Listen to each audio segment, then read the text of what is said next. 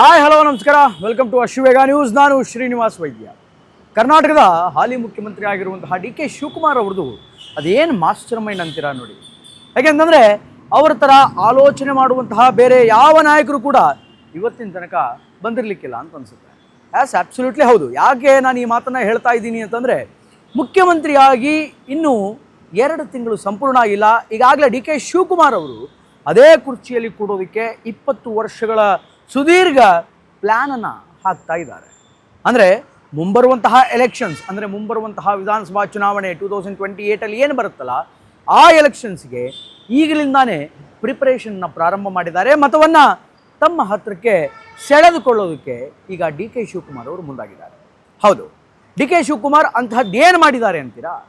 ಸರ್ಕಾರಿ ನೌಕರರ ವೋಟ್ಗಳನ್ನು ತಮ್ಮ ಕಡೆಗೆ ಡೆಪಾಸಿಟ್ ಮಾಡಿಕೊಳ್ಳುವಂತಹ ಬೃಹತ್ ಕಾರ್ಯದಲ್ಲಿ ಮುಖ್ಯಮಂತ್ರಿ ಡಿ ಕೆ ಶಿವಕುಮಾರ್ ಅವರು ಈಗ ನಿರತರಾಗಿದ್ದಾರೆ. ಆಬ್ಸಲ್ಯೂಟ್ಲಿ ಹೌದು. ನಿಮಗೆಲ್ಲ ಗೊತ್ತಿರೋ ಹಾಗೆ ಪೆನ್ಷನ್ ಪಾಲಿಸಿ ಅನ್ನುವಂಥದ್ದಿದೆ. ಒಂದು NPS, ಇನ್ನೊಂದು OPS. OPS ಅಂದರೆ ಓಲ್ಡ್ ಪೆನ್ಷನ್ ಸ್ಕೀಮ್, NPS ಅಂದರೆ ನ್ಯೂ ಪೆನ್ಷನ್ ಸ್ಕೀಮ್. ಒಂದು ಕಡೆ ನರೇಂದ್ರ ಮೋದಿ ಅವರ ಸರ್ಕಾರ NPS ಅನ್ನು ತೆಗೆದುಕೊಂಡು ಬರುತ್ತೆ, ನ್ಯೂ ಪೆನ್ಷನ್ ಸ್ಕೀಮನ್ನು ತೆಗೆದುಕೊಂಡು ಬರುತ್ತೆ. ಆ ನ್ಯೂ ಪೆನ್ಷನ್ ಸ್ಕೀಮಲ್ಲಿ ಕೆಲ ಸರ್ಕಾರಿ ನೌಕರರಿಗೆ ಆ ಸ್ಕೀಮಿನ ಕೆಲವು ಅಂಶಗಳು ಇರುಸು ಮುರುಸಾಗುತ್ತೆ. ಉದಾಹರಣೆ ಕೊಡೋದಾದರೆ, 60 ವರ್ಷ ಆದಮೇಲೆ ನಾವು ನಿವೃತ್ತಿಯನ್ನು ಹೊಂದ್ತೀವಿ. ನಿವೃತ್ತಿಯನ್ನು ಹೊಂದಿದಾಗ ಅದರಲ್ಲಿ ಎಷ್ಟು ಹಣ ಇರುತ್ತಲ್ಲ, ಆ ಹಣದ ಪೈಕಿ 60ರಷ್ಟು ವಿತೌಟ್ ಟ್ಯಾಕ್ಸ್ ನಮಗೆ ತಲುಪಿದರೆ, ಇನ್ನು 40ರಷ್ಟು ಟ್ಯಾಕ್ಸ್ ಮೂಲಕವಾಗಿ ಪಿಂಚಣಿ ರೂಪದಿಂದ ನಮ್ಮ ಕೈಗೆ ಬರುತ್ತೆ. ಇನ್ನು ಹೀಗೆ ಹಲವಾರು ವಿಚಾರಗಳು, ಸ್ಕೀಮ್ಗಳು ಆ NPSನಲ್ಲಿದೆ. ಅದು ಸರ್ಕಾರಿ ನೌಕರರಿಗೆ ಎಲ್ಲೋ ಬಹುತೇಕ ಇಷ್ಟ ಆಗಲಿಲ್ಲ. ಇನ್ನು ಓಲ್ಡ್ ಪೆನ್ಷನ್ ಸ್ಕೀಮ್ ನೋಡಿ, ಅದರಲ್ಲಿ ಹೆಂಗಿದೆ ಅಂತಂದರೆ, ಒಬ್ಬ ವ್ಯಕ್ತಿ ಸರ್ಕಾರದಿಂದ ಪಿಂಚಣಿಯನ್ನು ಪಡಿಬೇಕು ಅಂತಂದರೆ ಮಿನಿಮಮ್ 10 ವರ್ಷ ಸರ್ಕಾರಿ ನೌಕರಿಯನ್ನು ಮಾಡಿರಬೇಕು.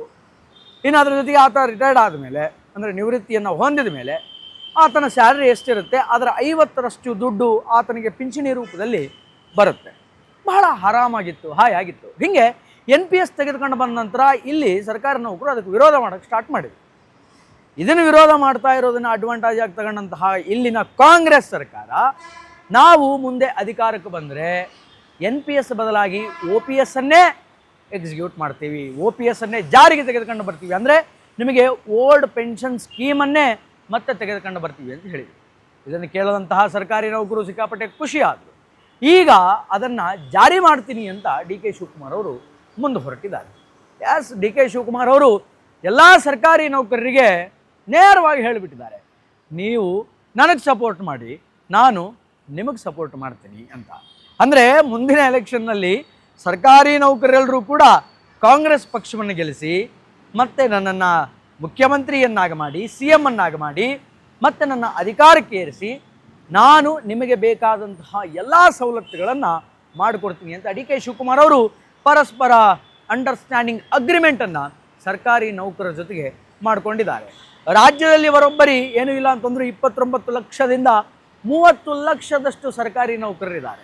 ಹೀಗೆ ಒಂದು ಮನೆಗೆ 3 ವೋಟ್ ಅಂತ ಆದರೂ ಕೂಡ ಎಷ್ಟಾಯಿತು? 90 ಲಕ್ಷ. 1 ಕೋಟಿ ವೋಟ್ಗಳು ಹತ್ರ ಇಲ್ಲೇ ಬಂತಲ್ಲ.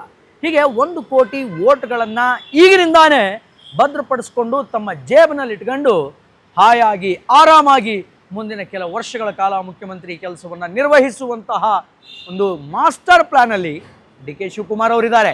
This is one of the biggest strategy. ಇದು ಪೊಲಿಟಿಕಲ್ ಸ್ಟ್ರಾಟಜಿ. ಡಿ ಕೆ ಶಿವಕುಮಾರ್ ಮಾಡ್ತಾ ಇರುವಂತಹ ಪೊಲಿಟಿಕಲ್ ಸ್ಟ್ರಾಟಜಿ. ಸೊ ಈ ಪೊಲಿಟಿಕಲ್ ಸ್ಟ್ರಾಟಜಿಗೆ ಸರ್ಕಾರಿ ನೌಕರರು ಎಷ್ಟು ಸಹಾಯ ಮಾಡ್ತಾರೆ, ಸಹಕರಿಸ್ತಾರೆ ಅನ್ನುವಂಥದ್ದನ್ನು ನೋಡೋಣ. And one more thing, D K Shivakumar ಮತ್ತೊಂದು ಮನವಿಯನ್ನು ಮಾಡಿಕೊಂಡಿದ್ದಾರೆ ಸರ್ಕಾರಿ ನೌಕರರ ಹತ್ತಿರ. ಏನು ಅಂತಂದರೆ, ಗ್ಯಾರಂಟಿ ಯೋಜನೆಗಳನ್ನು ನಿರಂತರವಾಗಿ ಕೊಡ್ತಾ ಇದ್ದೀವಿ, ಬಟ್ ಗೌರ್ಮೆಂಟ್ ಅಫಿಷಿಯಲ್ಸ್ ಆಗಿರುವಂತಹ ನೀವುಗಳು ಈ ಗ್ಯಾರಂಟಿಯನ್ನು ಅವಾಯ್ಡ್ ಮಾಡಿ, ಈ ಗ್ಯಾರಂಟಿಯನ್ನು ಬಯಸೋದನ್ನು ಅಥವಾ ಅದನ್ನು ಪಡೆದುಕೊಳ್ಳೋದನ್ನು ನಿಲ್ಲಿಸಿ. ಯಾಕಂತಂದರೆ ನಿಮ್ಮ ಮನೆಯ ಹೆಣ್ಣುಮಕ್ಕಳು ಸರ್ಕಾರಿ ಬಸ್ಸಲ್ಲಿ ಹೋಗ್ತಾ ಇದ್ದರೆ ದುಡ್ಡು ಕೊಟ್ಟು ಹೋಗಲಿ. ಸ್ತ್ರೀ ಶಕ್ತಿ ಯೋಜನೆ ಉಪಯೋಗ ಮಾಡ್ಕೊಳ್ತಾ ಇದ್ದರೆ ಲೆಟ್ ದೆಮ್ ಪೇ. ಗೃಹಲಕ್ಷ್ಮಿ ಬರ್ತಾ ಇದೆನಾ, ಬೇಡ, ಬಡವರಿಗೆ ಕೊಡೋಣ, ಅದು ಬಡವರಿಗೆ ಹೋಗಲಿ, ನಿಮಗೆ ಬೇಡ. ಹೀಗೆ ಗ್ಯಾರಂಟಿಗಳು ಏನೇನಿದೆ, ಪಂಚ ಗ್ಯಾರಂಟಿಗಳು, ಅಂದರೆ ಸರ್ಕಾರಿ ನೌಕರಿಗೆ ಅನ್ವಯ ಆಗುವಂತಹ ಪಂಚ ಗ್ಯಾರಂಟಿಗಳ ಪೈಕಿ ಯಾವ್ಯಾವ ಸ್ಕೀಮ್ಗಳು, ಯಾವ್ಯಾವ ಯೋಜನೆಗಳಿದೆ, ಆ ಯೋಜನೆಯನ್ನು ನಿರಾಕರಿಸಿ ಗೌರ್ಮೆಂಟ್ ಅಫಿಷಿಯಲ್ಸ್ ಅನ್ನುವಂತಹ ಮಾತನ್ನು ಡಿ ಕೆ ಶಿವಕುಮಾರ್ ಅವರು ಹೇಳಿದ್ದಾರೆ. ಸೊ ಕರ್ನಾಟಕದ ಸರ್ಕಾರಿ ನೌಕರರಿಗೆ ಒಂದು ಕಡೆ OPS ಸಿಸ್ಟಮ್ ಒದಗಿ ಬರಬೇಕಾಗಿದೆ, ಅಂದರೆ ಓಲ್ಡ್ ಪೆನ್ಷನ್ ಸ್ಕೀಮ್ ಬರಬೇಕಾಗಿದೆ. ಆದ್ದರಿಂದ ಈಗ ಡಿ ಕೆ ಶಿವಕುಮಾರ್ ಏನು ಹೇಳಿದ್ರು ಕೂಡ ಜೈ ಅನ್ನೋದಕ್ಕೆ, ಓಕೆ ಅನ್ನೋದಕ್ಕೆ ಸರ್ಕಾರಿ ನೌಕರರು ರೆಡಿಯಾಗಿ ಕುಳಿತುಕೊಂಡಿದ್ದಾರೆ. ಹೀಗೆ ಸರ್ಕಾರಿ ನೌಕರರು ಡಿ ಕೆ ಶಿವಕುಮಾರ್ ಅವರು ಹೇಳಿದಂತಹ ರೀತಿಯಲ್ಲಿ ಮುಂದಿನ ದಿನಗಳಲ್ಲಿ ಅಂದರೆ 2028 ವಿಧಾನಸಭಾ ಎಲೆಕ್ಷನ್ಸಲ್ಲಿ ಸಹಕರಿಸ್ತಾರ. ಆ್ಯಂಡ್ ರೈಟ್ ನಾವು ಈಗ ಸರ್ಕಾರಿ ನೌಕರರಂತರೂ ಸರಿ ಸರ್, ಓಕೆ, ನೀವು ಹೇಳ್ದಂಗೆ ನಾವು ಗ್ಯಾರಂಟಿ ಯೋಜನೆಗಳ ಉಪಯೋಗವನ್ನು ತೆಗೆದುಕೊಳ್ಳಲ್ಲ, we are ready to pay. ನಾವು ನಮ್ಮ ಹೆಣ್ಮಕ್ಳ ಜೊತೆ ಬಸ್ಸಿನಲ್ಲಿ ದುಡ್ಡು ಕೊಟ್ಟೇ ಓಡಾಡ್ತೀವಿ, ನಮ್ಮ ಹೆಣ್ಮಕ್ಳು ಯಾರ್ಯಾರಿದ್ದಾರೆ ಅವರಿಗೆಲ್ಲ ದುಡ್ಡು ಕೊಟ್ಟೇ ಬಸ್ಸಲ್ಲಿ ಪ್ರಯಾಣ ಮಾಡಿ ಅಂತ ಹೇಳ್ತೀವಿ ಅಂತ ಒಪ್ಕೊಂಡಿದ್ದಾರಂತೆ. ಸೊ ಹೀಗಾಗಿ ಒಂದು ಒಳ್ಳೆ ಬಾಂಧವ್ಯ ರಾಜ್ಯದ ಮುಖ್ಯಮಂತ್ರಿಗಳಿಗೆ ಮತ್ತು ರಾಜ್ಯದ ಸರ್ಕಾರಿ ನೌಕರರಿಗೆ ಈಗ ಬೆಳೀತಾ ಇದೆ. ಈ ಬಾಂಧವ್ಯ ಎಲ್ಲಿವರೆಗೂ ಗಟ್ಟಿಯಾಗಿರುತ್ತೆ.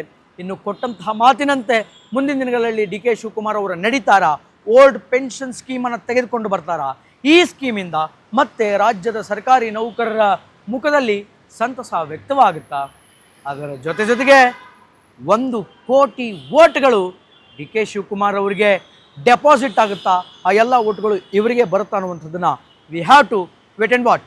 ಒಟ್ಟಾರೆಯಾಗಿ ಇದು ಈ ಹೊತ್ತಿನ ವಿಶೇಷ.